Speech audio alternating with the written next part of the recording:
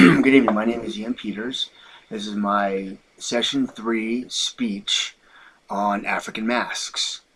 My agenda for this speech is going to be my introduction and then a personal connection piece. I will then go into West African masks and the Yoruba people, and then into Central and East African masks and the Don people, and then I will go into masks of today and then a conclusion. My personal connection is from 2009 until 2011. I traveled all over Africa, from west to east, east to west, and stopped in Central Africa several times during my time in the military. The most striking thing that I found as far as a cultural aspect were the masks of the people, whether they were pieces of antiquity and in ceremony or on the tourist market.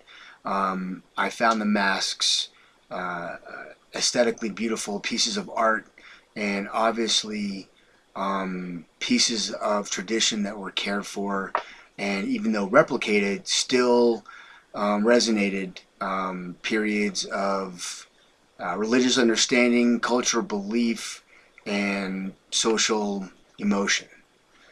I'll start with masks of West Africa, since most of my time was spent in the countries of Mali, Niger, Senegal, Morocco, and Nigeria. West African masks are most common of the Yoruba people. The Yoruba people expand from Niger all the way to Mali, specifically along the north-south line of the Niger River. The Yoruba traditional religion is comprised of almost 400 gods or spiritual beings. They all focus on the Oloran, which is the supreme being. The Oloran in the Yoruba people or Dogon language, also in Bambara language, means the owner of heaven. That is also from Murray 2007.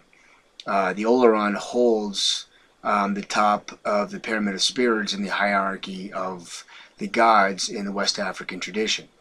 The Yoruba culture also uses figures and statues as well in their ceremonies and individual prayer. Interestingly enough, the Yoruba men and women outside of ceremony pray individually. However, they each use these statues. Most common are the male and female statues for fertility individually. These statues always have an animal being symbolized on them as well as human form. Let me ask my audience, could you hand me the fertility statue on the corner, please? Yes. I apologize for that.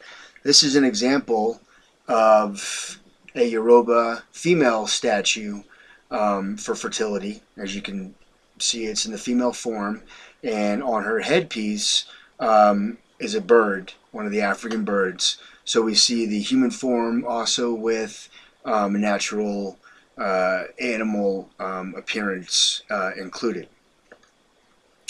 The Yoruba culture, as I said earlier, extends from Nigeria, which is central to Western Africa, to Mali on the west coast. And the more west, we see characteristics of the Dogon people. The Dogon people participate in masked ceremonies almost in groups, which are known as the Awa.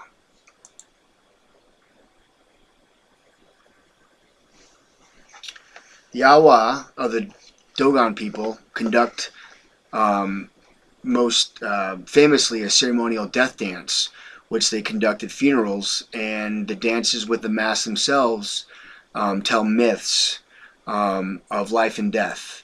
The masks are always representative of animals, leopards, and birds, and are human-like in face. This is an example of a Dogon mask. It is a rabbit mask with the spots also of a leopard, also characteristics of the eyes, mouth, lips, and nose of a human. Now moving into East and Central African masks, we look at the Don people. most primarily located in Nigeria and Liberia. And they are also commonly known for using bronze to make either helmets or masks or ceremonial pieces. Most notable of this area are the Chokwe people. Chokwe people are predominantly located in the Congo, or now Democratic Republic of the Congo, and they have a very unique mask that are often human-like, especially female facial figures and their physical likenesses. The Chokwe also use rope and twine in the mask to replicate hair, and usually adorn their masks with jewelry like necklaces and earrings. For example, this is a Chokwe mask of a female princess for a dance or a ceremony that would be conducted after being named princess. You can see a ceremonial metal crown around the hair of the female face. Also, a very famous Chokwe style mask we can see in the dark background of the face and the white features I'll discuss in a moment around the eyes and mouth and nose that show the human face in comparison to the rope and twine type hair to show its human characteristics. And as I will discuss in a second, a very scary Chokwe mask with white paint on the cheeks, nose, and forehead, and sharpened teeth, which is likeliness of a tribe, along with some of the tribal scarring on the face, which shows the individuality of the place of origin where this mask comes from. Interesting of this mask is we have a nested hairpiece, which is very common of royalty within a tribe, as well as burlap being used for further adornation. Chokwe masks from the Central and Eastern African regions are made and designed to be scary. They are more human instead of animal, like we see in the Western African masks, and they are painted white to show the ghost spirit. And this dates back to the time of King Leopold II, when he took the Belgian Congo on his own name for himself, and the horrific brutalities and tortures that were placed upon the Congo people of the time during the rubber cropping. Now I'll talk about African masks today. There are several factors that have affected African masks today, and when I speak of today, I speak of 1960 until the present. The 60s were the independence era, for Africa, and up until present day, independence had a major factor upon the production of masks. This created two schisms, if you will. One between Christianity and Islam, and one between culturalists and modernists. Christianity, which was the role of the missionaries from the 1800s until present, specifically in the times of about 1830 to 1900, David Livingstone, Henry Morton Stanley, to name a couple, were made to abolish slavery, and in the place of the savage type of environment that the white European missionaries saw, try to instill Christianity amongst the villages and the tribes. Islam was also a product of the slave trade, and was more prevalent in the eastern hemisphere of the continent itself, coming from Arabia, Zanzibar, and those places. The major area of difficulty there in agreement in the African continent was after independence, the Africans were trying to prove their history and show who they were to the rest of the world, and the culturalists or traditionalists wanted to stick with the ways and methods of the past, and the modernists wanted to carry on into the future the way they saw the rest of the modern or Western world going.